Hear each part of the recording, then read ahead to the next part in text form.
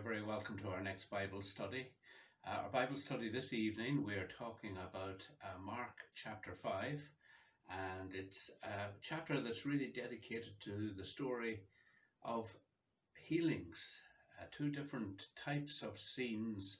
One is in a Gentile territory and the other is in a Jewish territory. But the thing they have in common is those are healing scenes. But within them, there are a number of differences, and we're going to look at those now. They came to the other side of the lake, to the country of the Gerasenes. And when he had stepped out of the boat, immediately a man out of the tombs with an unclean spirit met him. He lived among the tombs, and no one could restrain him any more, even with a chain. For he had often been restrained with shackles and chains, but the chains he wrenched apart, and the shackles he broke in pieces, and no one had the strength to subdue him. Night and day among the tombs and on the mountain. Chapter 5 begins with the story of Jesus traveling to the land of the Gerasenes. The Gerasenes were Gentiles. That meant they weren't Jewish people. And very soon in this story, you'll see reasons why we know that this was Gentile territory. Steps out of the boat, and we hear that immediately a man out of the tombs with an unclean spirit runs towards him. He made his home among the tombs. He was a troubled soul. Some people would say he was possessed by evil spirits. Others of us might view him as someone with severe mental problems. He was someone who was constantly out of the society of normal people. He was dangerous, he was frightening, so he was left alone. And once more, as we've already seen in this gospel, it is the troubled people, the people who have regarded as being mentally unwell or possessed by devils. They are the ones who immediately run up to Jesus and recognize him for who he truly is. This man runs up to Jesus. He says, "What do you have to do with me, Jesus, Son of the Most High God?" And he asks not to be tormented. And Jesus plans to heal him. And this healing involves freeing him from the spirits, the things that trouble him. And as a result of healing him from these things, those aspects of his life which have been troubling him, they appeal to have a new home, to go somewhere where they can be embodied again. And Jesus is requested by these troubled spirits to enter into the bodies of pigs.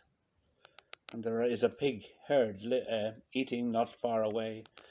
And so Jesus allows them to do so. And as he allows them to do so, they jump into the bodies of these pigs. The pigs run over the end of a cliff and they are destroyed and killed.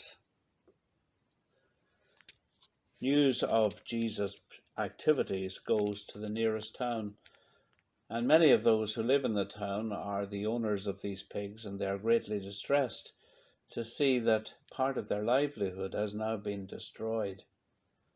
And so they make a request, one which we don't often hear of in the Gospels, and that is they ask Jesus to leave them. Ask Jesus to leave them and not to return. And Jesus talks to the man who had been healed. And Jesus says, "Look, I want you to go back to where you came from. I want you to go to your friends and your family and all the people you know, and I want you to tell them about me. I want you to tell them who has healed you. I want you to make sure that they get to know the truth." And this is quite an extraordinary thing, because in the past we've watched Jesus giving exactly the opposite advice to another man who was troubled in spirit, the man who was healed. And as he speaks to him, he says, don't tell anyone else, keep it to yourself. So what is the difference? Why is Jesus different in this situation? Why is he making a difference in relation to this man, this troubled man in the land of the Gentiles? Well, the Jewish people had a long tradition of faith, and particularly the faith of expectation in the Messiah, the promised one of God. Jesus has come to them first, but as he goes outside of the Jewish religion, and as he leaves that place of expectation of a figure in the future who would come to free his people, he's now talking to people who have not got that tradition. They do not have that belief system. They do not have that expectation. And so he's telling them to go and speak among themselves and for them to discover what others have known for generations. That is, that God is sending his own Son into the world to save them. And that's what Jesus asked this man to do. Lets him go back to his family.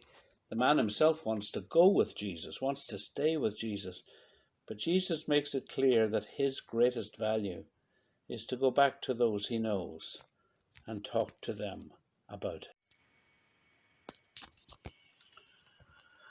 When Jesus had crossed again in the boat to the other side, a great crowd gathered round him, and he was by the lake.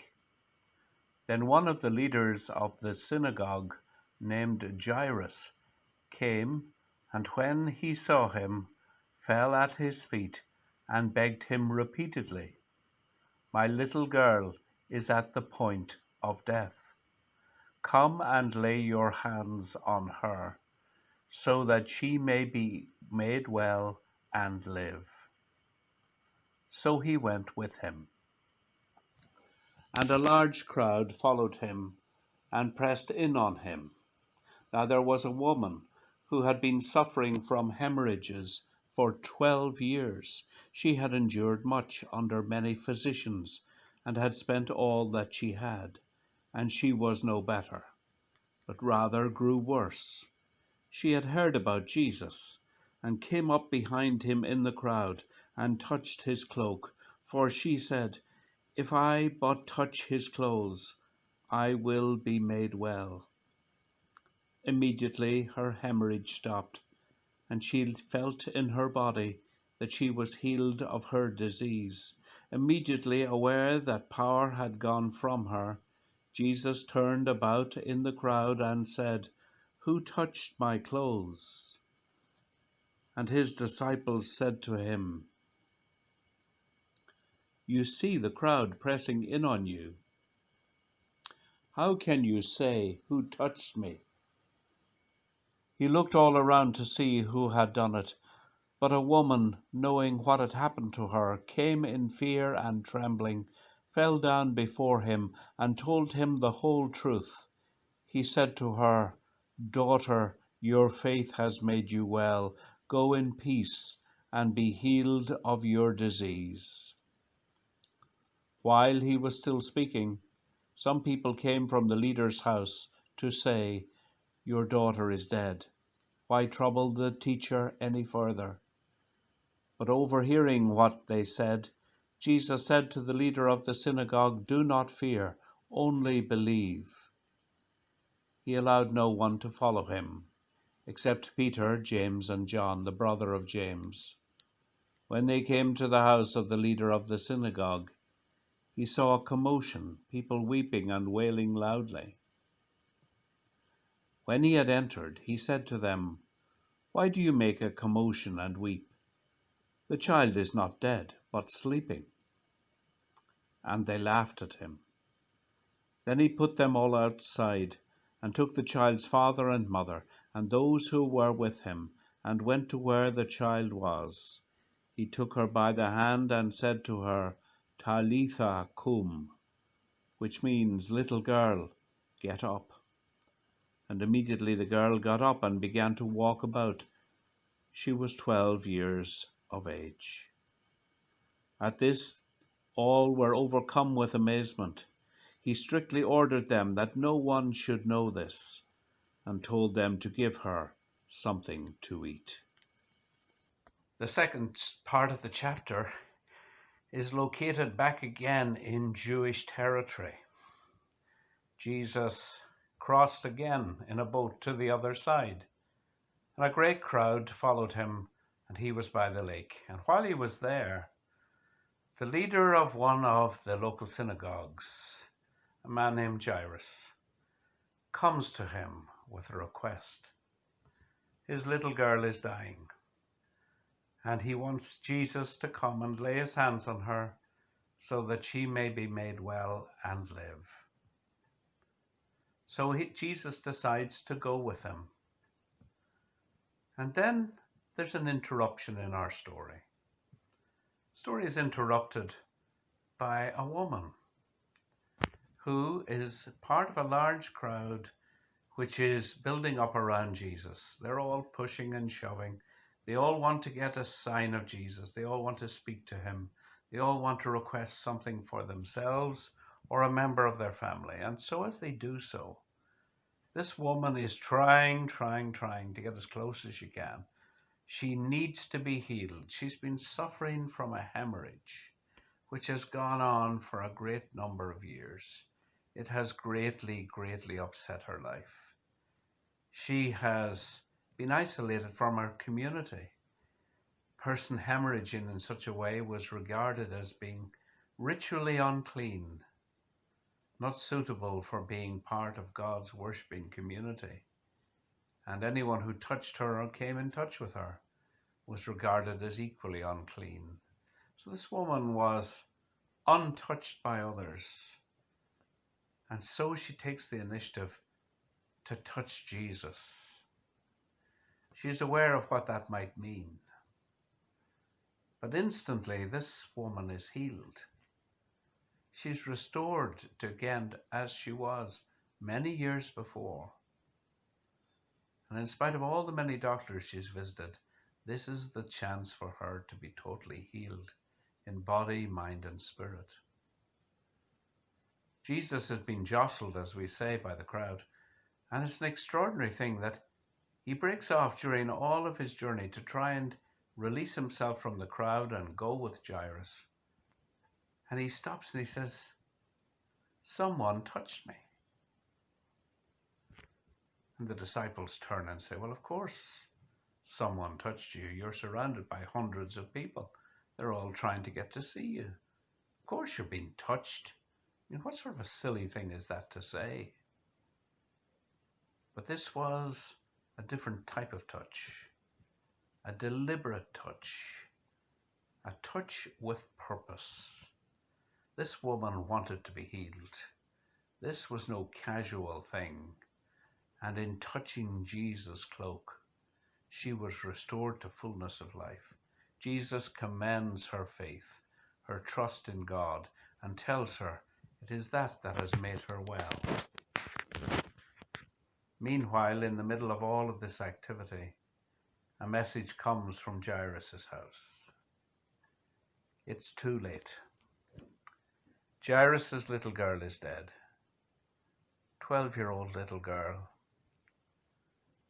And so the sad journey that Jairus will make back to the house is not one of expecting healing, but one which will lead to preparing for her funeral. Jesus overhears this conversation and tells those who are listening that he's still going to the house because the child is not dead, but merely asleep. Jesus journeys to the house. The house is in Jewish mourning. Neighbors and friends have all gathered. There is a sense of calamity in the house. Wailing and crying, all those who are gathered around in a way which they feel will comfort the family. And as they do, as they journey around, As Jesus enters the house, he tells them that they're not to be there making a noise. They're not to be there lamenting a child's death. She is not dead. She is merely sleeping. They laugh at him. Maybe not a cruel laugh of derision, but more a laugh of, I'm sorry, but that's not true. Jesus sends them all away, goes up into the bedroom, and he takes the little girl by the hand, and in the words of Aramaic, he says, Talitha kum. Little girl, get up. And we hear it immediately. She gets up. She walks around. And Jesus asks those in the house to find something for her to eat. This is a deeply emotional story. The death of any child in any home is a particular tragedy for those in those homes. And yet the death of this child is completely turned around by the Jesus who walks among his people. And then the story ends with Jesus telling them to tell no one what has happened. We once more enter into this theme of the messianic secret. Among his own people, Jesus is asking them not to spread the story, but for people to recognize from within their own tradition what lies ahead, what they should be expecting, and what they should see in Jesus Christ himself. And so he says, do not tell anyone what I have done. I very much doubt if that succeeded. How could anyone restrain themselves, having been at the point of such desolation, and now they're at the point of elation? Thank you for being with us for our Bible study. We hope again to have a Bible study again for you on Wednesday, when we will be studying Mark chapter 6. Look forward to having you with us then.